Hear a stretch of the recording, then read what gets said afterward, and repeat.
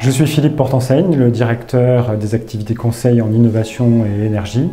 Mon métier, c'est d'accompagner le développement et le financement des investissements stratégiques de mes clients, qu'ils soient du secteur privé ou du secteur public.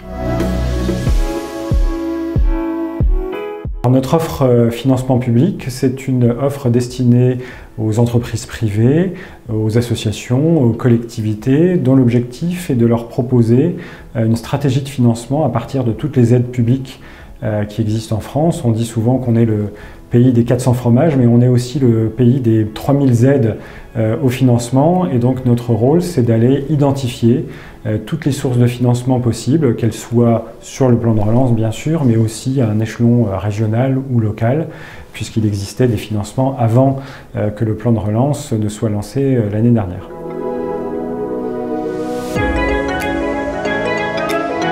Sur le plan de relance, il faut voir que le plan a été lancé il y a 6 mois.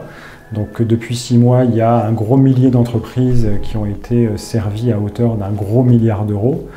Mais il reste encore beaucoup de financement. Le plan de relance est prévu pour 2 ans. Il reste plusieurs opportunités de financement. Tout d'abord, les appels à projets de la BPI qui ont été lancés l'année dernière et qui ont fait beaucoup de bruit sur les secteurs stratégiques et sur les territoires d'industrie. Donc ils sont encore valables jusqu'au 1er juin. Il y a ensuite tous les appels à projets autour de l'écologie et de la décarbonation, donc qui sont plutôt portés par l'ADEME et qui eux vont exister quasiment jusqu'à la fin 2022, même si certaines lignes de financement roulent d'un mois à l'autre.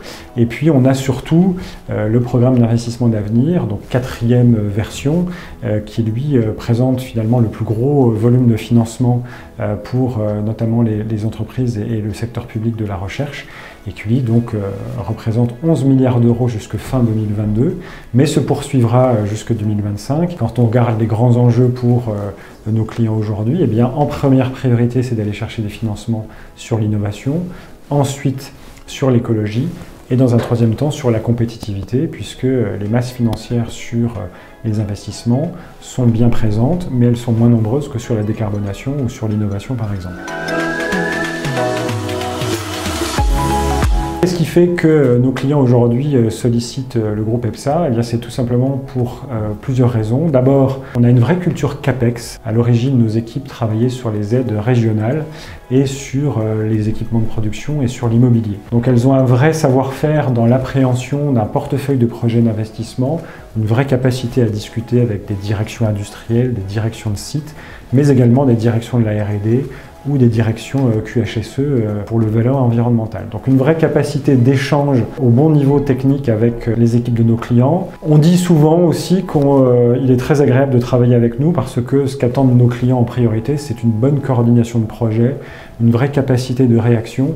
Beaucoup de grands comptes qui nous ont sollicité ces derniers mois souhaitaient tout simplement qu'on soit un partenaire en capacité de mobiliser leurs équipes, de faire remonter l'information, de coordonner le montage des différents projets.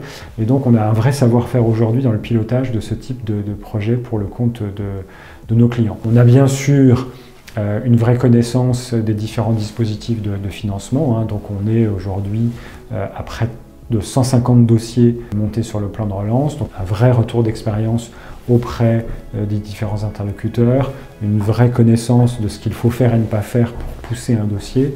Sur ces 150 dossiers aujourd'hui, on a 80% de taux de succès pour les dossiers qui sont déjà instruits. Donc on a un vrai aujourd'hui savoir-faire éprouvé sur la recherche de ces financements.